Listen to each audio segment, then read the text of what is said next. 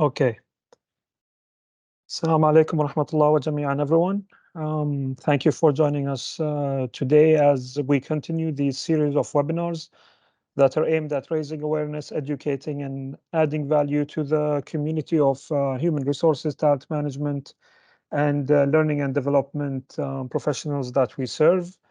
My name is Hussein Sayad. I'm the Director of Customer Experience at Lumify. And our distinguished guest today is one of Lumify's oldest champions and is the Director of Corporate Services at Saudi Diesel Equipment Company, Mr. Ahmed Al-Kohaji. I'll just give you a brief about the company and the person. Saudi Diesel is based in Khubar in the eastern province of the Kingdom of Saudi Arabia.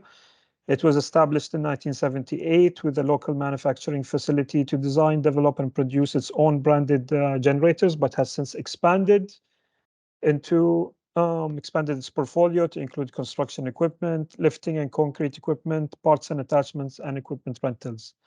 SDEC, or Saudi Diesel, has branded itself as the sole provider of fully customizable power solutions within the regional market. And part of its mission statement is to drive success through competent, well-trained, motivated employees working in an ethical, safe, and healthy environment. Mr. Ahmed has an extensive set of experiences and skill sets and is currently handling the project management office, IT, marketing, HR, and training functions at SDEC. He has a background knowledge in engineering, an MBA, and studies in project management. He has a passion for improving and streamlining business processes, and his knowledge of IT tools has given him a creative edge to solve problems in an effective, systematic, efficient, and highly productive manner. His superiors see him as a people's person. His subordinates see him as a friend and leader, and external parties that he deals with see him as a highly supportive partner, and I myself can attest to that. Mr. Ahmed also runs his own business, Promo House Marketing and Advertising, and he can tell us about he has time to do all of those things and handle all of those things. Our topic for discussion today is going to be e-learning, the missing link in your human capital development plan. We will discuss the role e-learning plays in a human capital development plan, the benefits it provides, and the needs it meets, and how it can be harnessed to enhance skills, performance, and unlock the full potential of your workforce. Mr. Ahmed, welcome to this webinar. Thank you for your time. And let's get started. To start with, please tell us a little bit about yourself and the details of your day-to-day role at Saudi Diesel.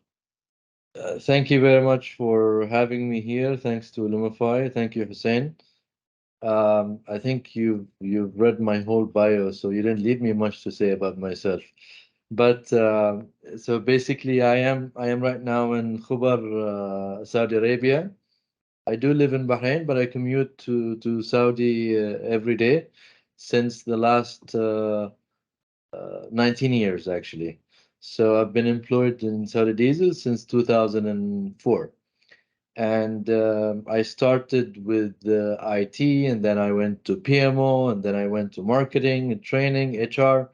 I'm no longer the head of HR, but I do handle training and development in Saudi Diesel.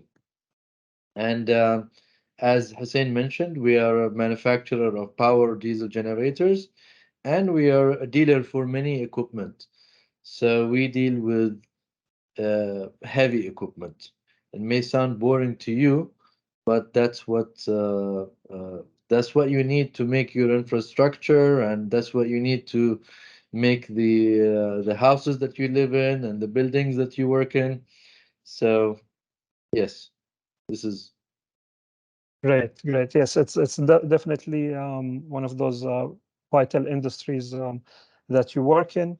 And okay, so if we get right into the topic, can you tell us a little bit about how e-learning fits into Saudi Diesel's training strategy? You can give us an idea of the entire training strategy and then the role that e-learning plays in that strategy. yeah, yes.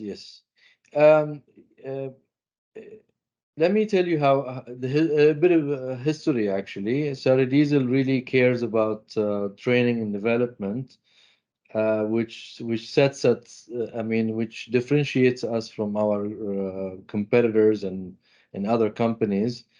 Um, we started vocational training programs some maybe 15 years ago in the aim of hiring Saudis and developing Saudis, and those were very successful programs.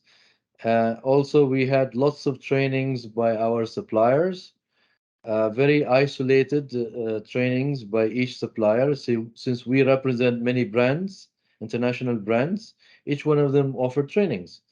So, of course, we welcome those trainings, and some of them are training programs, some of them are training as per request.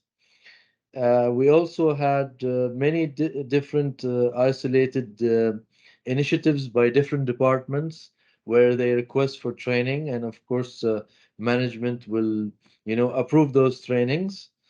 We never had one central department to manage all these trainings. So you can imagine the kind of, I would say, unorganized initiatives that used to take place with no single strategy, without keeping all these records together. So we wanted to centralize everything, and we created a centralized training department. So that was the first strategy, is to centralize everything. And alhamdulillah, we have today achieved this. Any kind of training has to run through the training department. And then, of course, the e-learning came in the picture. Actually, e-learning is not something new. We used to get approached with many e-learning individual courses, I would say. And then slowly, we started getting approached with e-learning providers. I think um, COVID really was the time where everybody started using e-learning, but we used to do e-learning before that actually. Does that give you a background on? Yeah, yeah, it does. Did that answer Um, your question or? Partly, but I'll follow up on that as well. The trainings that you did, were they focusing mainly on, I mean, I would assume there's a lot of technical trainings that you guys do, but what about the behavioral aspect? Did you guys focus on that as well? The Actually, behavioral competencies? yes, we did. However, like I said, it was very unorganized because it was, for example, let's say an emotional intelligence course, okay, for managers for one department, instead of looking at the whole company, and instead of like assessing who needs this skill in the company, and sort of like I think we'll talk later on about more details on how to manage those organized way of training, and doing a training matrix by role, by function. So we didn't have any of that basically. Okay. And once those things were put in, once it was centralized, can you tell me a little bit about the benefits that you saw as a result of, for example, centralizing e-learning, let's say, benefits in terms of Okay, cost, so efficiency, quality? Yeah. yeah, so centralizing and organizing all the e-learning based on skills, based on the needs of each employees. Okay, so for example, we did a matrix of all the roles of the company, and we looked at all the behavioral and the soft skills that are required for those functions. So let's say, for example, a sales function, right? So a salesman needs negotiation and sales skills, as well as he will need customer service skills, right? Or how to deal with, for example, an upset customer, okay? Other skills such as time management, since they have so many calls and so many visits to manage. Okay, goals management, how to manage their goals and achievements, and track them and monitor them, and put new goals. Okay, all of these different skills, as an example, are required for a salesman. Okay, so How about a sales manager? Well, a sales manager will need these skills as a minimum, but he'll need managerial skills right now. How to supervise a team, okay? How to motivate a team. So what we did is we did a matrix of all the soft skills that are available in the Lumify platform, which pretty much covered all the soft skills that you can think of. Okay, and we put a plan for the entire company, and we gave a chance for all. By the way, we're about 700 employees, so we gave a chance for all 700 employees to take those soft skills. Even the technical staff were able to look at soft skills. And previously, we never cared much about giving soft skills to technical staff. We were focusing only on technical courses. So this really helped basically, I would say like uh, uh, be comprehensive in our approach.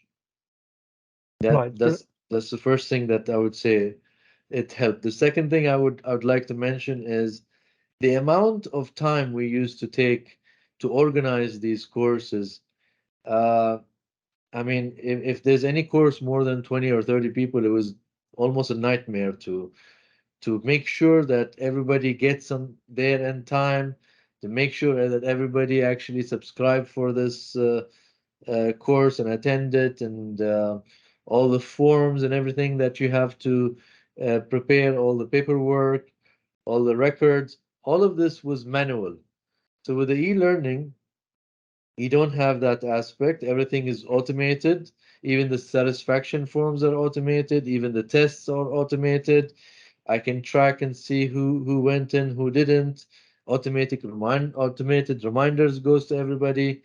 So it's a really automated way of managing these and making sure that these skills are addressed.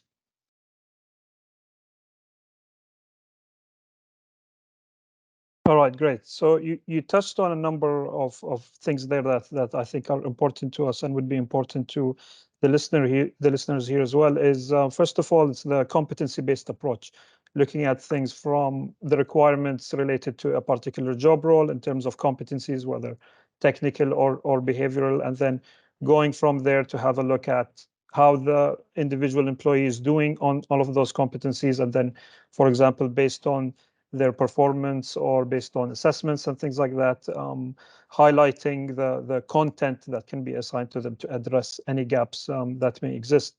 The other thing that you mentioned is the automation and the asynchronous learning that takes place in that uh, every learner can enter the platform and use the content at the time that suits them, rather than having to have 20 or 50 or even more people in one place at the same time.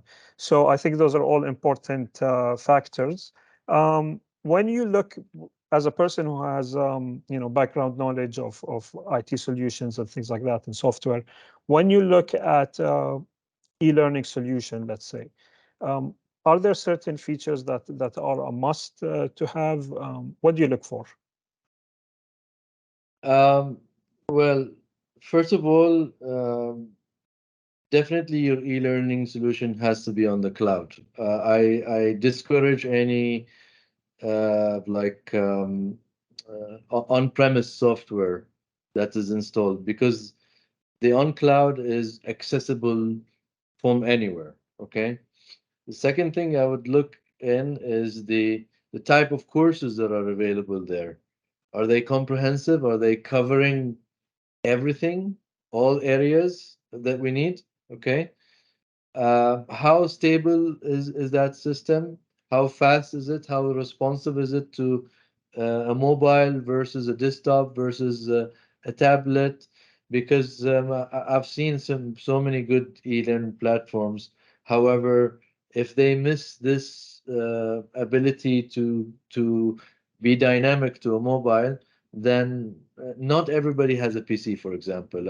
I have 700 employees, and some of them are technicians in the field, and they may be waiting for an engine to come or something, and they just go on their mobile and they continue their course.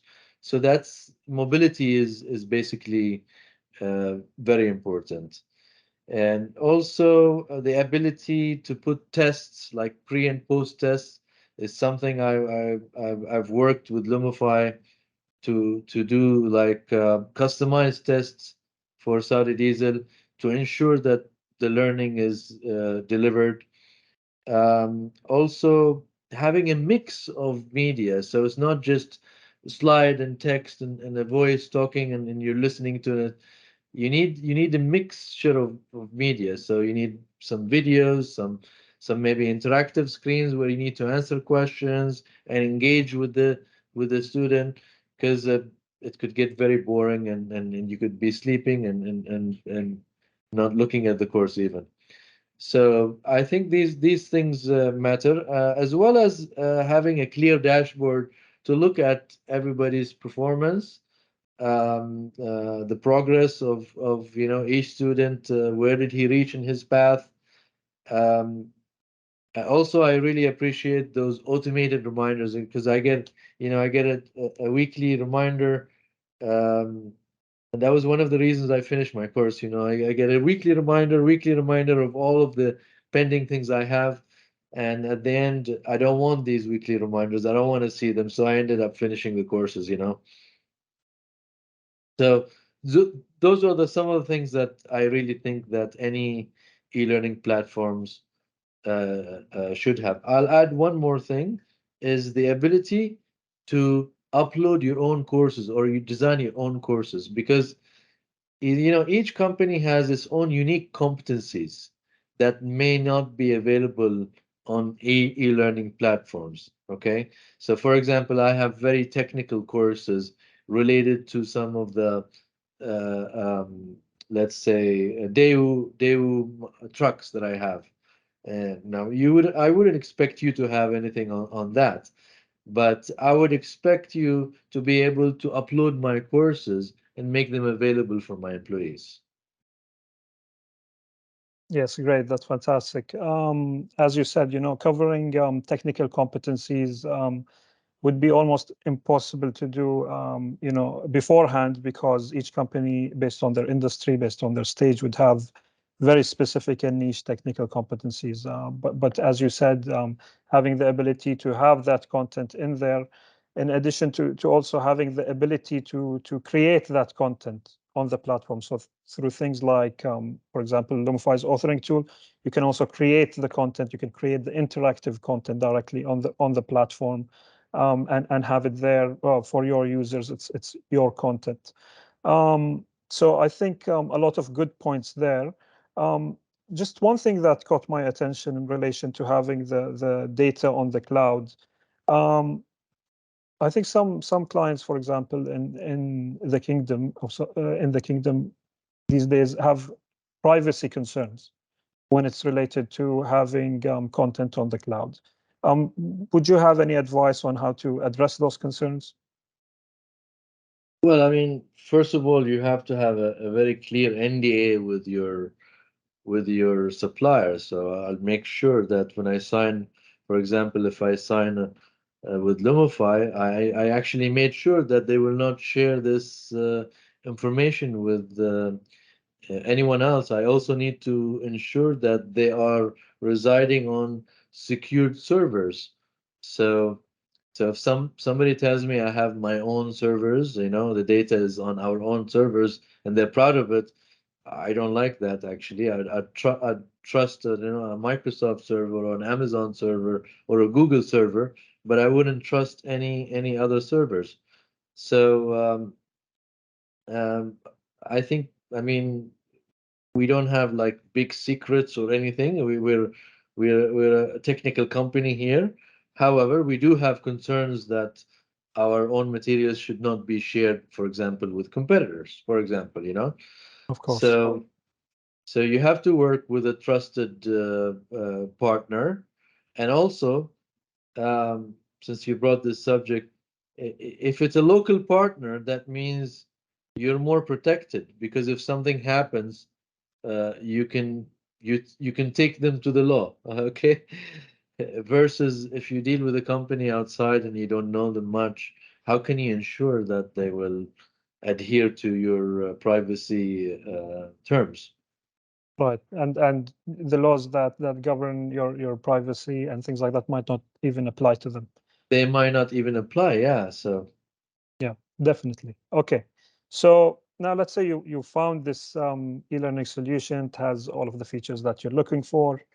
How would you go about rolling it out, considering that, as you said, there is different types of employees, different skill sets, different mentalities, let's say. What is the process you would take to roll this out, to let them know about it, to get them to start so using it? so the first thing you have to think about is that if you're rolling it out to everybody, then this is a big change.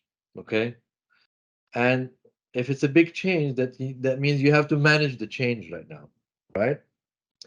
So a part of managing the change, okay, is doing a vast marketing, right? So you need to market what you're doing here, why you're doing this, what people will get out of all of this.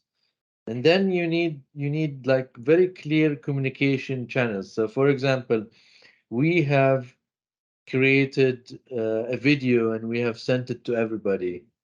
So we've recorded a video along with Lumify to tell people about this. We had meetings with senior management in the presence of Lumify team to present the idea before starting, okay? Because you want people to be on board and you want them to be part of the idea. You don't want to tell people what to do. No, you want them to be part of the idea. So even before purchasing or signing with an agreement, I had Lumify come in and speak to all the directors of the company. So they bought in the idea before we signed. So that's one-on-one change management, right? You want people to buy in the idea. You don't want to push your idea to them. Okay. The second thing is probably propagating this down to other team members, like for example, other supervisors and managers and employees. Okay.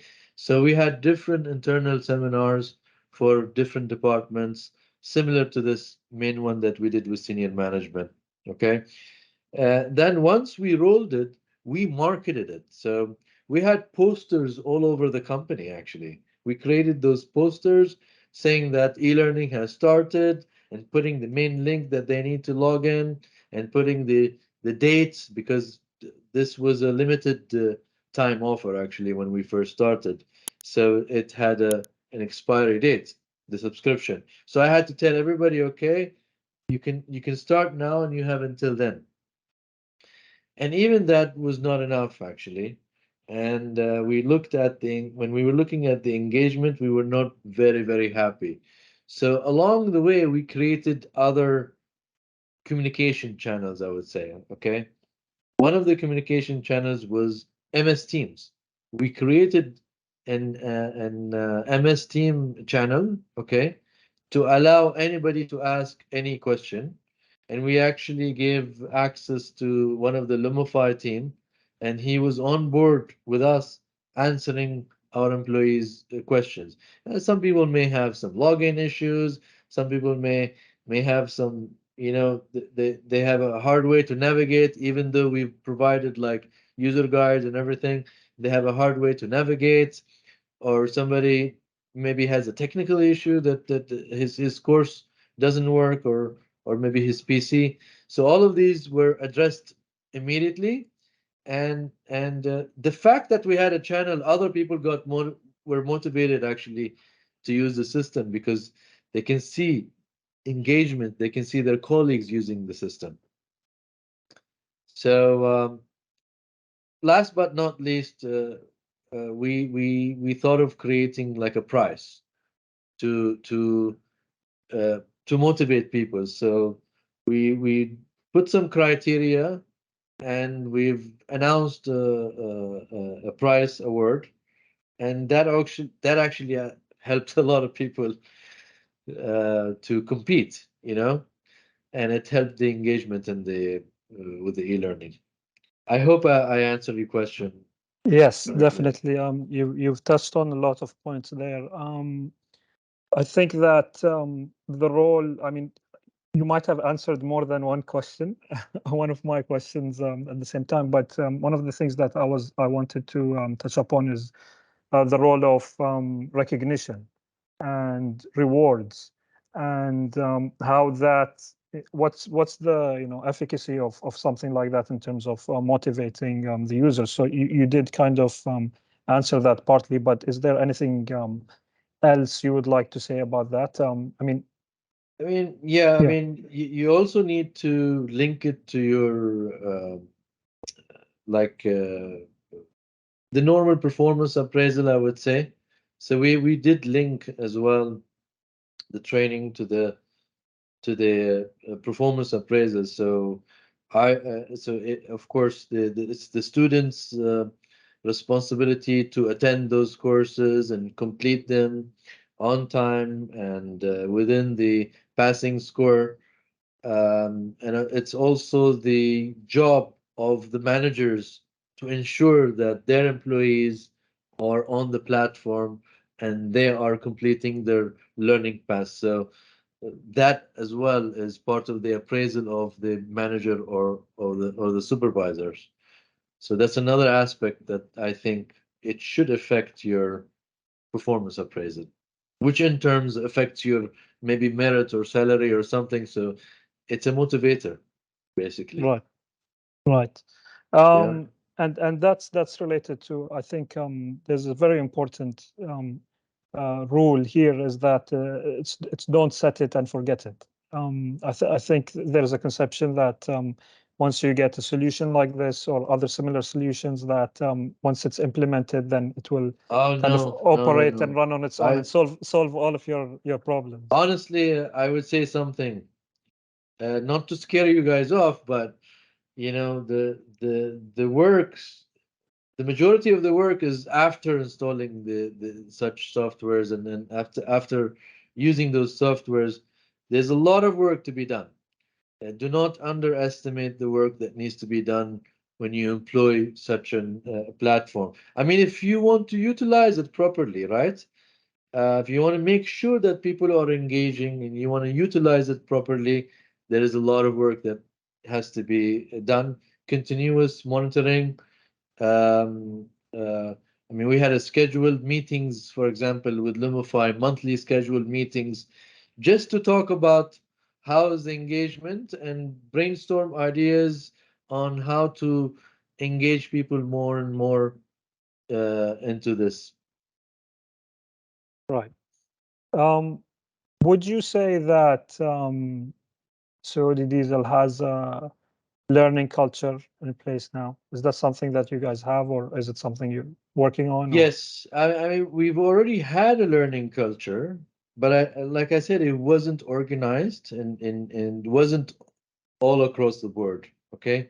But I think, yes, we do have a learning culture, and people actually appreciate all these learning soft skills courses that they're receiving, because not everybody used to receive those courses. It was like a privilege to have a soft course. I mean, we even had criterias before.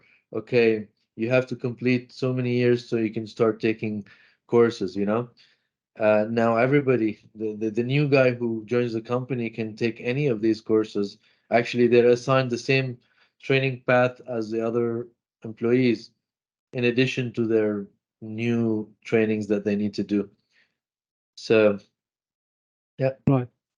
Okay. Okay. So now you've started using the platform in our scenario. Now people are engaging, people are completing their learning paths. How would you gauge success? How would you judge success? Okay, so we gauge success on different levels. Okay, so the first level, we hear from the student how satisfied are they with the course? Did they learn anything new? Does it help their work? So first we hear from the employee. Okay, and that gives us a lot of insights whether the course is right or not for the employee. The second level is we do a pre and post test. So that's mandatory for in Saudi Diesel as a policy. All of the courses that we need to do have to, they have to have a pre and post test. So the first assessment gives you which level you're in. So let's say, for example, you're at 40%, okay, on this subject. And for example, I took a course, the last course I took in Lumify, I scored 40% in in a subject of I think it was uh, project management or something like that. Okay, and then after I took the course, I gained another 40%. I scored 80, even though I'm a project manager, you know, but I still learned a lot of new things from the course. Honestly, I didn't expect that, but I did. So that actually tells me I've improved 40%. So that's very important. Okay. There is another level as well, the third level, which is measuring the behavior at work. Okay.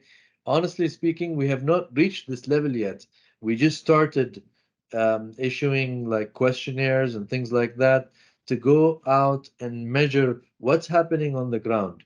We did that on isolated cases. For example, I looked at those people who did customer service courses, and then I went to their managers and asked their managers, um, do you think this customer level its customer service level has increased for this employee? They said yes, it's very noticeable actually. I asked the employee, I said, okay, do you find it easier now to manage conflicts or to manage to handle customer complaints, for example? They said definitely yes. I'm more relaxed right now, and my life is much easier now that I took the course. I didn't think it's going to be that big of an impact, honestly speaking. But you know, do not underestimate that. Not everybody has access to the knowledge that you have. Okay, these employees really appreciate such knowledge, and it makes a difference in their life. So my one of our next goals is to improve that, basically how to measure the output at work. Of course, the ultimate level is if you increase profitability of the company, and we're not able to measure that right now directly from training, but that will be the ultimate level. So yeah, definitely. I mean, you can see the smile on my face because that's like the holy grail or the ultimate goal that we would like to reach, right? As well as is us as a company, the way we interact with our clients as well is always trying to create that link. You know, at the end of the day, you are investing in this product or service and investing in this learning and development to increase business performance or to change behaviors. So Yes. it brings me a lot of pride actually to know that these are some of the things that your employees are saying in terms of from the line managers mentioning that they have approved to themselves their self-assessment saying that they've improved as well is I think is a very strong indicator, and definitely, as you said, the next step is Yeah. linking that to the business goals as well. Would something like a performance management tool be helpful to you in to do such a thing, do you think? Actually, what we do is we have our KPIs, okay? So we have monthly KPIs for each department, and what we did is those monthly meetings are conducted by the quality department with each department for their operational KPIs. We've inserted those training KPIs in those monthly meetings. So the training success of training and the training effectiveness is one of the KPIs. Okay. And it's being Right. discussed every month. So if there's any issue there in the course, or if there's something that we can improve to bring that score up, it's being discussed on a regular basis. So that's an advice. Make this system part of your quality management system. It will take care of itself. Right. Definitely. Great. Okay. Um, So we've talked about, I think, most of the pieces of the process. I would like to ask you about what are kind of the objections or the challenges that you faced in terms of people engaging and adopting e-learning?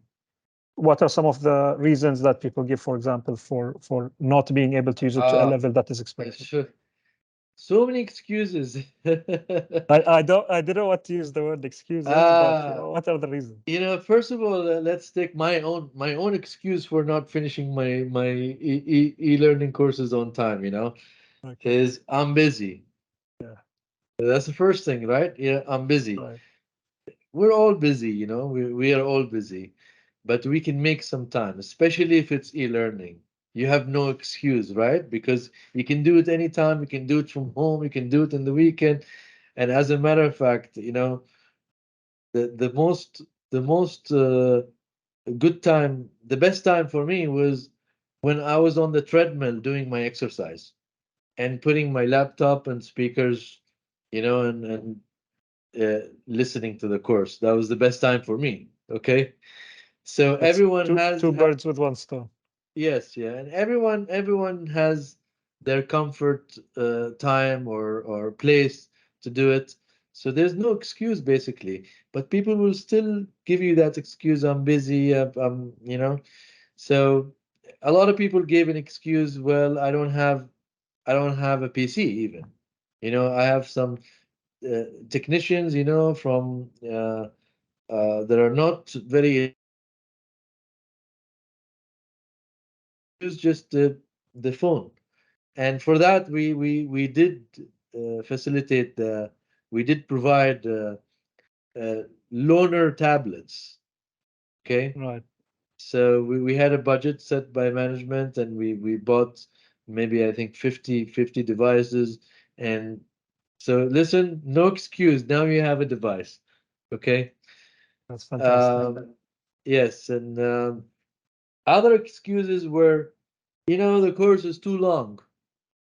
And what I really liked about the new version of Lumify is that it cuts it in bits and pieces. So they don't have that excuse anymore because the courses are like 5 minutes, 10 minutes max. They're bits, they're cut down and divided into Yeah. pieces, right? Micro learning. Yeah. So yeah, no excuse, right? Um, Great. Another thing is what we did is we did seminars actually. It's a bit off the subject because it's another way to make sure that people are learning. We did internal seminars for those courses that are subscribed by many people, right? And that really helped, everyone else to see, okay, well, these people just went to the seminar.